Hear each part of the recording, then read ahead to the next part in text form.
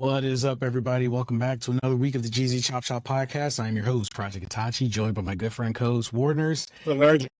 And this week, we are definitely going to get nerdy because we are going to be talking about Elden Ring.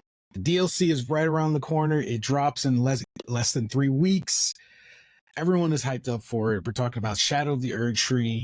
And you and I, we are avid Elden Ring players, and you're a huge lore buff, and Elden Ring, I love the lore of it. So we are going to talk what we know, speculations, and what we think we're walking into for Shadow of the Erdtree. Now, before I get into the stuff I've learned and what I think is going to happen, I want to hear your thoughts, because you've already been like speculating stuff since they announced it. And you were like, well, I wonder if it's this, I wonder if it's that. So what do you think we're about to get into in Shadow of the Erdtree? Okay, so what was it? Is it Mesmer the Impaler? Mesmer the Impaler. Yeah. So my theory is that this guy is like an unknown sibling of Moog. Okay, he looks like he might use like blood magic or whatever. Yeah, like the blood flame, like it's like the color of the blood flame. Yeah, so I'm thinking he's some kind of like unknown sibling. Maybe he was cast out into this other land or something. Because you remember Moog's cutscene when you fight him and how he like rises out from just nowhere, and a lot of his like subordinates and creatures that work in the Blood Palace do that. They just come out of like a pool of blood, like they're coming out of some other realm. So I'm wondering if he's Mesmer the Impaler is just like an extended family member that was just casted out. I definitely don't think he's some kind of main boss, because you better believe FromSoft does not just sell like freaking collectibles and give away the main source of the information. Now, we had information drop recently about Miquella, and we didn't mess with Miquella. He wasn't in the main game, and we've had some back and forth with Miquella about like what if he's actually Satrina, what if he's really good, what if he's actually really evil and he's the mastermind behind everything. I have no like real theories for this, but I do strongly feel like we'll be fighting him at the end, and I feel like Miquella is going to be the final boss. And I wonder if Miquella is not going to be the way everybody in all the NPCs and stuff in the land beyond, or the land between, actually perceive him to be. I wonder if he's like the ultimate trickster god and has deceived everyone. That would be a really crazy plot twist, especially with how he's always known as the kindly Miquella. Right. Yeah, we remember we talked about how he might be like, what if he was actually Satrina?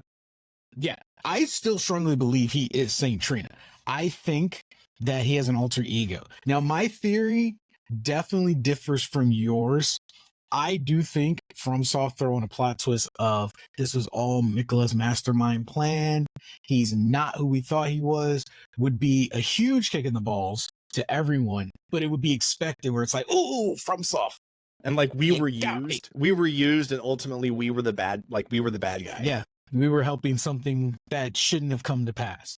That would be crazy. Like, you remember, because I you know how like recently I've been like really back into Black Clover and reading the, so little spoiler here, guys. If you haven't watched Black Clover, then skip the next 2 or 3 minutes, okay, guys? So you remember when the elves and humans were going at it, and out of nowhere, especially if you didn't read the manga, the devil appeared, or a devil appeared, and it was a huge shock. Like everyone, like I remember watching that episode, I was like, I'm sorry, what? And he was the mastermind behind everything. Yep. And then in the most cruel fashion, explained to everybody how easily manipulated they were. Yep. And then sought out to just kill everything, like everybody. Yep. And it was like really fucked up. And I'm just sitting there like, is this what? Yep. What about the other? No, this is what we're doing now. So that's centuries too. Right. So that's kind of like what I'm thinking. A kind of like what if type situation with Elden Ring and Miquella. Like, what if he's like actually the ultimate evil being or something? Now, I know that would be a plot twist that would tickle you, because it fits the way you think. You're usually kind of like, I trust no one. trust no one. I trust no one. Everyone has an ulterior motive. Yeah, I'm like, demon, Demon. definitely a demon. So that, with that train of thought, I'm like, you know what? That's very you. I can see it, and honestly, I could get behind it if it turned out that way. Mine differs, and usually I'm kind of like cynical. I would be with you typically, like, you know what? Yeah, Miquella's probably a big bad, but I said I'm going to do a little more research, replay the game, read some of the lore, and see where these breadcrumbs lead. I'm going to give Miquella the benefit of the doubt and say Miquella is who everyone says he is. Because, first of all, do you remember how screwed up the family tree in Elden Ring is? Oh, it's fucked. It's pretty messy. Every one of those people need a therapy. They need. I can't imagine the family reunions. The family reunion led to an all-out war. Godfrey's definitely the drunk father. like he just gives off like he like that's why he was like sent somewhere else. Like they're like go somewhere with go yourself. to bed, Grandpa. We're not doing this today. Okay, so I'm going to briefly go down the Elden Ring family tree as, for the most part, we know it. You've got the 4 outer gods, which one you the Frenzy Flame, the Greater Will, the Dark Moon, and the Formless Mother, who, when you were talking about Moog has the tie to the Formless Mother. And then you've got the messed up marriages, where you've got Godfrey married Marika, and they had 4 kids. Those 4 kids were Godric, Moog, Morgott, and Godwyn. Another guy we had no interaction with, demigod we didn't have an interaction with, because he was killed by siblings. Then you've got Radagon, Renala, and they had 3 kids, which was Radon, Ronnie, and Rykard, everybody's favorite, Praetor Rykard. Those were their 3 kids. God, I hate that motherfucker. Yeah. I hate him so much. You had the huge plot twist where Marika divorced Godfrey, Radagon divorced Renala, and they, 2 beings in the same body, had the twins, Melania and Miquella. So my whole thing, everyone's probably still wondering, how the heck did that happen? We don't know, but here's my take. Melania and Miquella, unnerfed, and I'm going to explain what I mean by nerfed, are probably the most powerful among the kids. Their powers are probably unmatched. Melania, now a lot of people say, well, Melania and Radon fought to a standstill. Yes. However, what is Melania's handicap? She is the goddess of rot. Her body is constantly rotting from the inside. It is a curse. They are also, with the exception of the Omen kids, which technically is not a curse. Well, I guess the Omen is kind of a curse, but it's a different curse. But Melania and Miquella are the only ones who have actual curses on them. Miquella is cursed with eternal youth, and Melania is cursed as the goddess of rot. Now, do you remember Moog's dialogue when we went to fight him? Which one? When he first comes up, I was trying to not die. So when he first comes up, we see the arm hanging out of the cocoon, right? Yeah. And you had asked at one point, you were like, is that the Formless Mother? Is that the thing? Right. That is not the Formless Mother. That's Miquella. Are you stating that as a fact? Or that is a fact. That is 100% a fact. That's Miquella. That is Miquella. Because if you look into the lore, when Moog says his lines and he holds in Miquella's hand, he's speaking to Miquella, but Miquella's flesh. Because if you look into the lore, which is in the game, this is in the game, Miquella shed his flesh and his golden lineage to travel into, I believe it was like a slumbering land, because at the time we didn't know it was going to be called the Shadow of the Erdtree. That's when he left to go into what is now the DLC. So Moog does not know that Miquella's soul is not in that body. So what happened, now this is parts I'm piecing together from research, speculations of other gamers, and what everyone's pulled together from the lore, and I'm like, this kind of does make sense. After Melania's fight with Radahn, when she uses her full power, she collapses. And we all know Finley, the ash that we can get in the Erdtree, carried her back from Lake of Aeonia all the way back to the Erdtree. She was completely unconscious, carries her back, boom, plops her by the tree. This point, while she was fighting Radahn, Mohg kidnaps Miquella. However, Mohg does not know Miquella has already shed his flesh and his golden lineage, because the golden lineage and the golden order, which Miquella was a huge factor in for his father, his whole purpose of serving that was to cure Melania of her rot. Also, what makes Miquella a force to be reckoned with is his golden needle prevents the interference of the outer gods. So that's two things that make Miquella like, wow, okay, this guy, he's a little more powerful than we think. Anyway, Mohg kidnaps Miquella, takes him back, puts his flesh in the cocoon, and loads it with omen blood. However, because he does not know that Miquella's soul is not in the flesh, Miquella does not respond, because Mohg's whole goal is to elevate Miquella to godhood and become his consort. Now, there's a lot of back and forth. A lot of people are like, consort, he's trying to marry his like half brother. Consort does not always mean marriage. Now, yes, in a lot of the Elden Ring term, that's usually what it was tied to, but people forget Malekith was Marika's half brother pre-marriage and her consort. Consort can also just be the right hand, ultimately ruling with the ruler.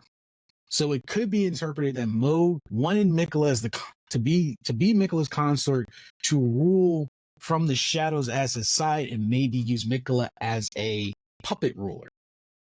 So can I try to speculate what you're thinking here? The body, the creature that is no longer Miquella, that's in that shell in the Blood Palace. Are you thinking that is Mesmer the Impaler? No, I'm not thinking that is Mesmer the Impaler. I think Mesmer the Impaler has been around as long as the other demi-children. I think Mesmer is a third child of Marika and Radagon, with ties to the serpent god, which makes the relation of Rykard seem glaring. Because at first, I wanted to think maybe he's an offspring of Rykard. Maybe Rykard did have a kid. Right. But then when Mesmer says in the trailer, basically, mother, why would you grant lordship to someone so befit of grace?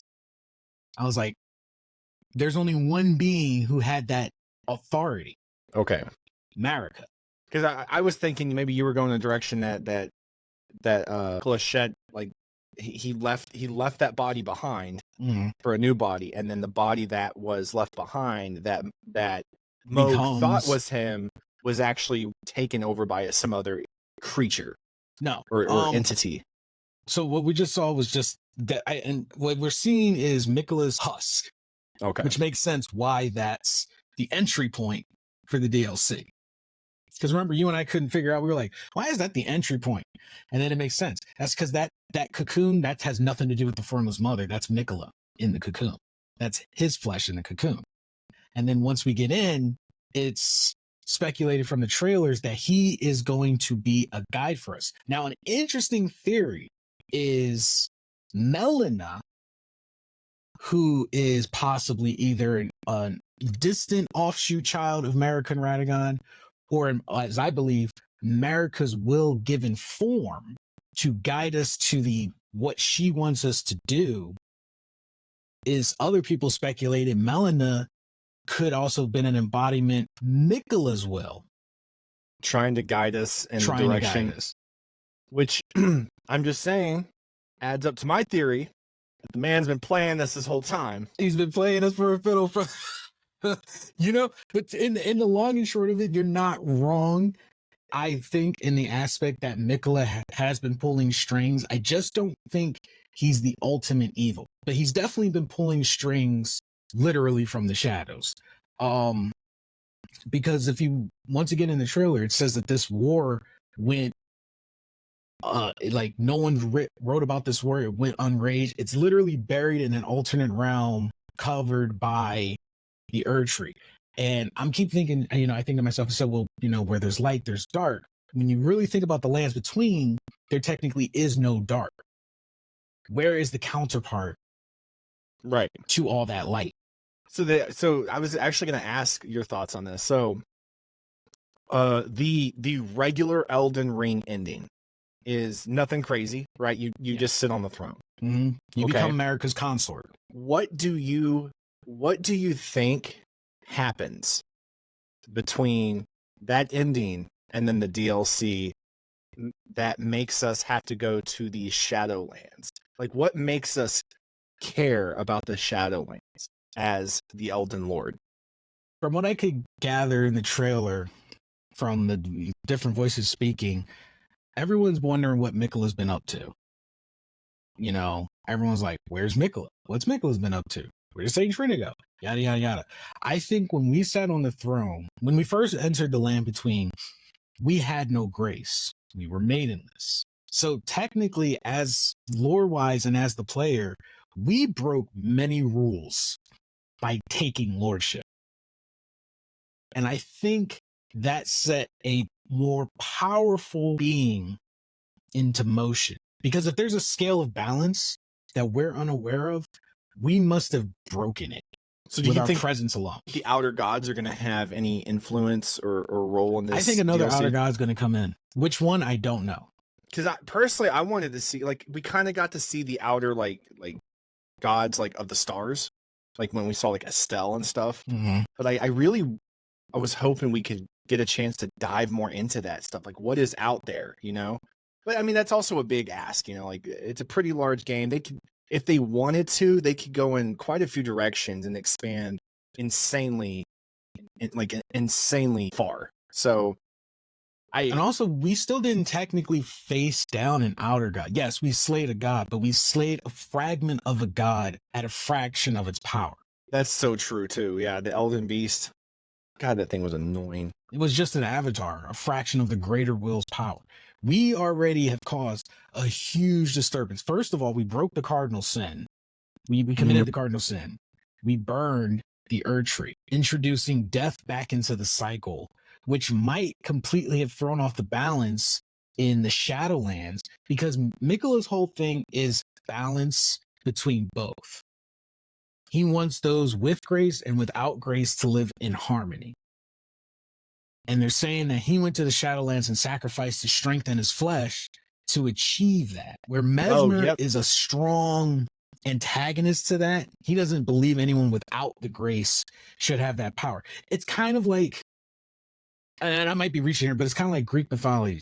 I want to say like Greek mythology, where you've got Zeus who has to rule the heavens and he's the face of good. And then he has where you got to have Hades rolling in the underworld to receive the souls of the dead and keep that balance. Without one, the other can't exist. There'll be chaos if the other falls through. I mean, who's to say that by breaking that cycle, it wasn't the right thing, or it wasn't the wrong thing to do? Because we broke it when we killed Malekith, right? Yes, we reintroduced and took his sword and all that. So I'm wondering if all we did was just piss off the wrong people, because you have to have life and death. Everybody can't just go on living forever. But the death cycle only affected the gods and the demigods.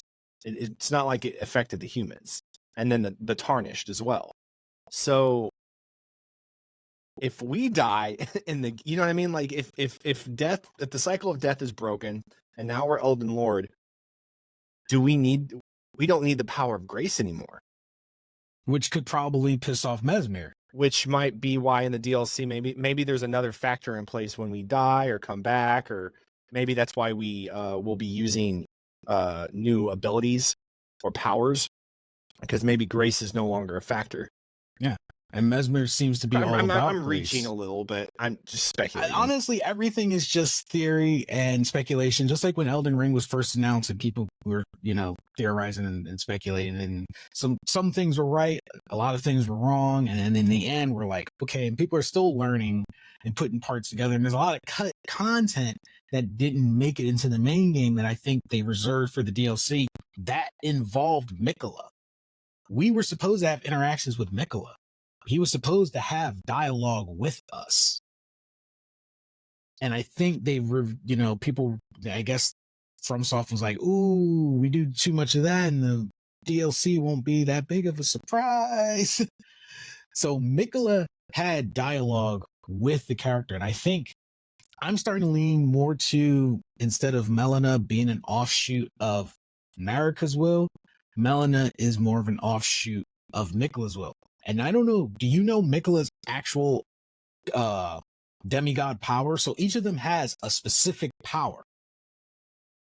But we never fought Miquella, so we never saw it. But do you know what his power is? I just always assumed it had something to do with holy and sacred, like sacred order. More dangerous than that. Man's using dark magic. Miquella has the ability to compel affection from anyone. Like make other people love him? Yes. That's fucked up. It said, and even mentions it in the trailer, how dangerous of a power that is. So there's a running theory as well that Miquella compelled Mo to have that extra affection for him that would drive him to kidnapping his flesh, possibly opening the gateway for us, knowing that that would be the only way we could get to the shadow area.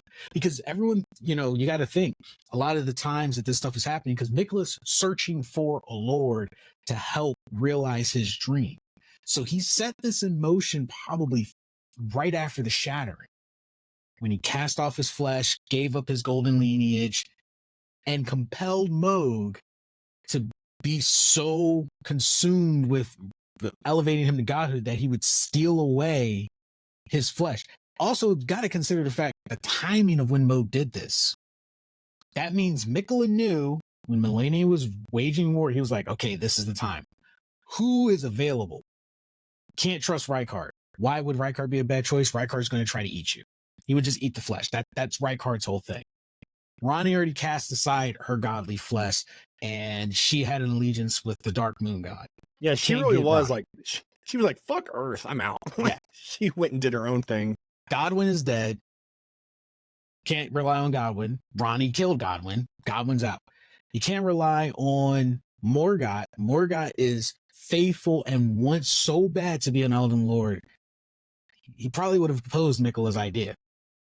So that wasn't going to work. And Godric was so self-absorbed with ruling and grafting, he was a terrible choice. There was no way that was going to work. And Radahn was loyal to a fault to Radagon. All he wanted to do was make Radagon happy. And if Miquella knew the truth of his parentage, there was no way he could break that to Radahn, even if Radahn was probably the most honorable among the demigods. So his last option is Moog. Moog had a tie to the Formless Mother, but put no stake in claiming the throne. He had no interest in it. He just wanted... because that man was out there scheming elsewhere. Yeah. He disappeared to his blood palace and was like, business as usual. So for Miquella, if he compelled Moog, Moog was the best choice to enact his plan. My sister's at war, love me, steal my body. Pump it full of omen so that...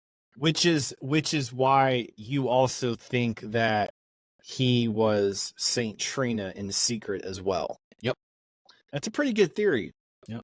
However, it does kind of back up my theory. Because that's a hell of a power to not abuse horribly. And the thing is, you don't know if he knows like how to turn it off and on. I would, because Melania can't really control the rock. He has like the power of Riz. Man just has natural power of Riz. He just woke up and chose Riz. Oh, also, the reason I think Miquella is Saint Trina is, hello, his mother's ability. I mean, she literally went Queen Marika to Radagon. It would seem weird to me that her children born directly from her flesh, that one of them couldn't have that power, and they're twins. So I think it's split. Melina might be more relatable to Radagon. She has the red hair. She's a warrior. She resembles Radagon, her father, more than she does Marika, her mother. That would leave Miquella to resemble his mother, more than his father. I think we're seeing the two sides in two different bodies.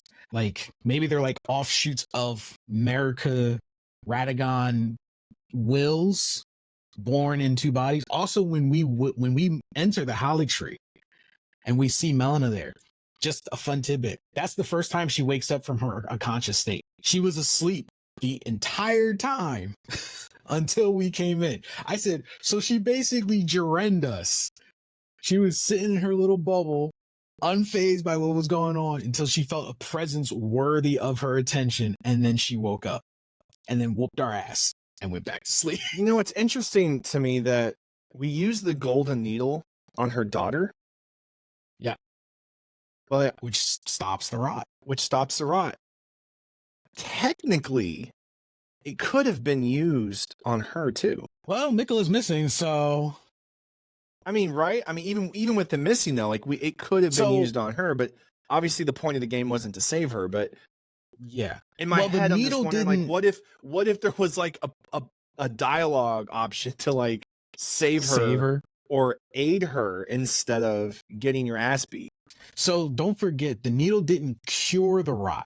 Miquella's goal is to cure it completely. It just stopped it from worsening. It just stopped it from progressing. So it's a temporary solution to a long-term problem. It's a Band-Aid. And I don't think she knew her brother was doing missing. that. So when she wakes up, she's still thinking Miquella's there, not realizing all of this other stuff is happening. What was that old man's name that was in that cabin that was helping us kind of like in that side quest? Yeah. Because now I'm really suspicious of him. How did he know all this information? Also, like how she had daughters. I wouldn't know that. My question is, where the heck did she have daughters? Who the heck was clapping Melania's cheeks? Those rot cheeks. Them rot cheeks. And she had babies. Well, yeah, we didn't meet her other daughters. We do. If you finish Millicent's quest line, you meet the other three daughters. Mary, and I can't remember the other names, but one of their names is Mary. Actually, it's in the family tree. Hold on. Pretty sure it's in their family tree. Oh, that's right. Because I started that new character a while back, and then I did like her. I was doing her full quest line. Yeah, but I didn't quite complete it yet. So yeah, she had Millicent and three other daughters. So there's like four of them. So I want to know who they daddy. And it can't be that old man. And I know the guy, I can't, once this episode wraps up, I'll remember his name. I think Gowry. There it is. Gowry. Yeah, that just sounds like a fake name. He died. He was, I wonder if he was like a projection of someone. I don't know. He knew too much for no reason. I'm not going to lie. I still think he was Millicent's daddy.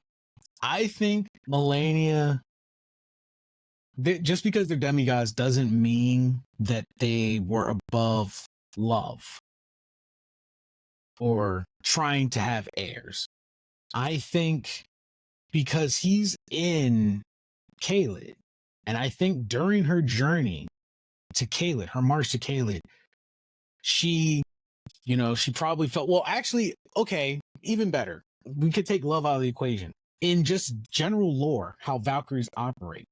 Valkyries typically don't have children, but even in the lore of Valkyrie, they have sexual desires. Before combat, they would find someone, they would do the do, and then they go to battle and move on. And if you look at Melania's whole getup, she's based off of Valkyries. So she probably before battle came across Gowry, said, screw it, went to battle. And somewhere in between that time, because however long that battle waged, she probably had Millicent. Who knows? And there's three of them.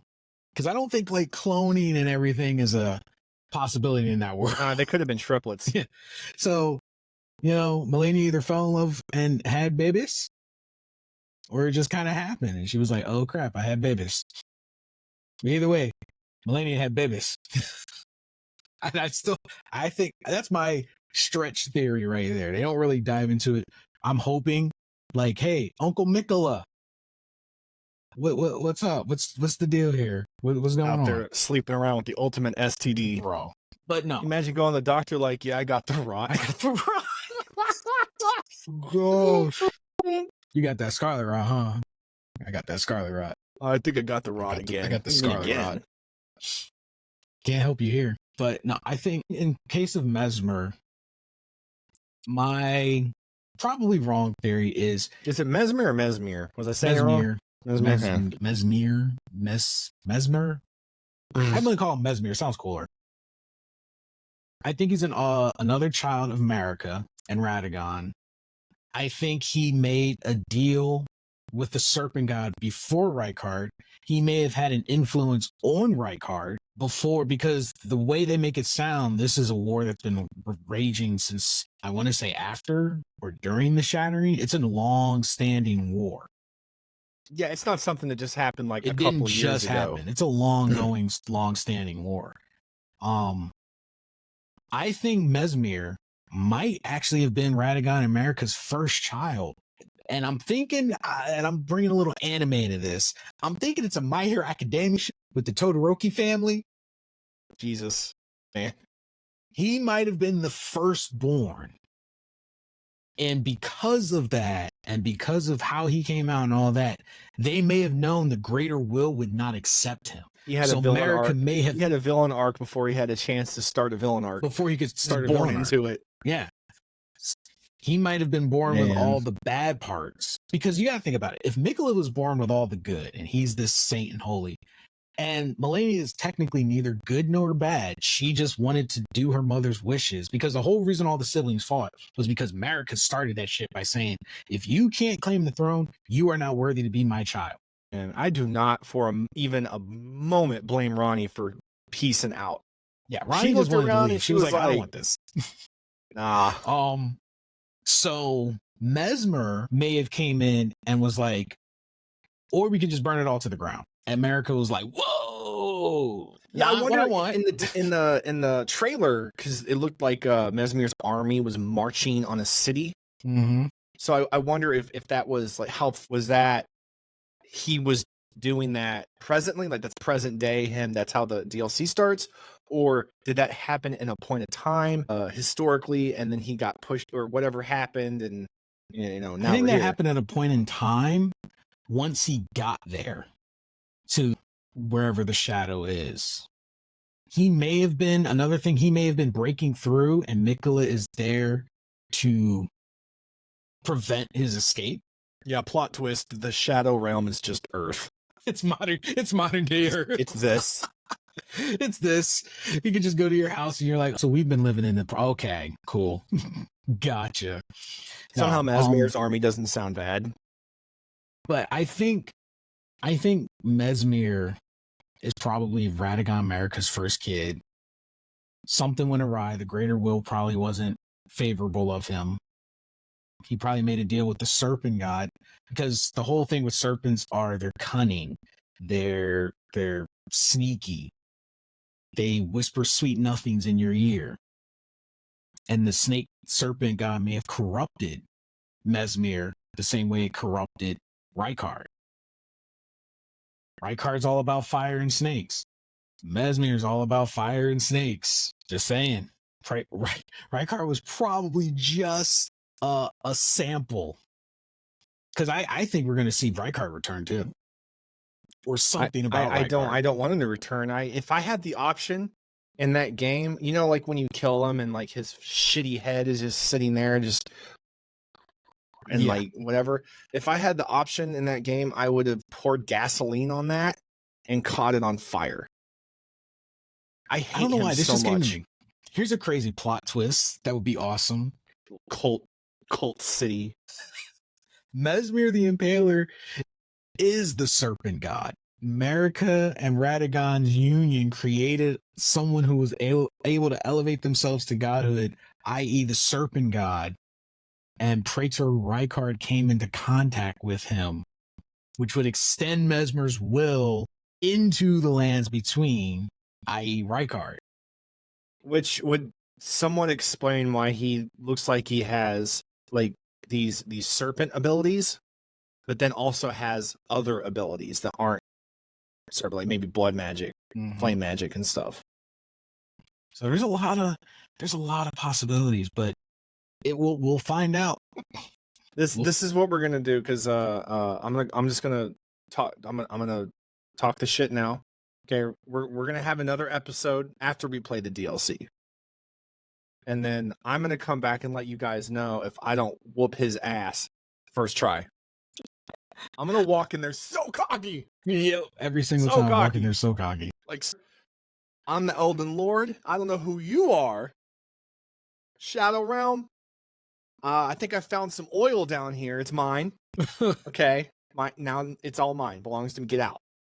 Now you do know, like, the whole level up system and how we determine the difficulty is completely different in Doesn't the matter. DLC, right? I'm still Elden Lord. This is true. We are going in as under the assumption we've achieved Elden Lordship. Yeah. I fear nothing. After Malekith, after Melania, after all of them, now let's go. So before we But wrap we'll up see. this We'll up, see how I talk when I we're gonna get folded. play it, I'm just and then gonna we tell come back everybody and do right now, another don't have high episode after the expectations. fact. We're getting folded, packaged up, sent back to the lands between. Get out of here, you maidenless bastard, and come back when you get so much better. But before we wrap up this episode, I want to know, what are you looking forward to most in Shadow Erdtree? What do you hope they add, and what are you looking forward to most? So, guys, hit us up. Let us know.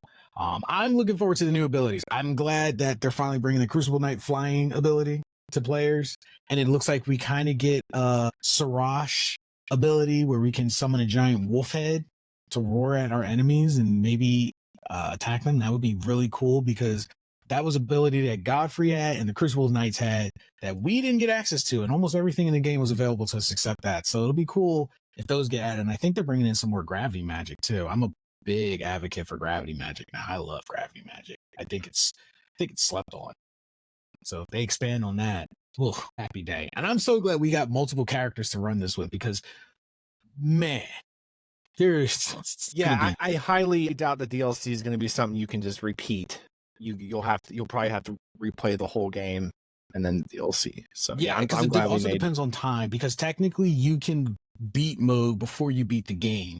So I'm wondering if the game is assuming that you haven't become Elden Lord or that you are Elden Lord. Like, how's that gonna incorporate? But anyway, what are you guys excited for in Shadow of the Erdtree? We'd love to hear from you on it. Do you think that we're on with some of our theories? Do you think we're far stretched? What are your theories?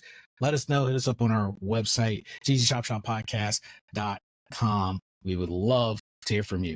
Anyway, that's all the time we got for this episode. You guys have been awesome. Take care of yourself and each other, and we'll catch all of you on the next podcast. Later.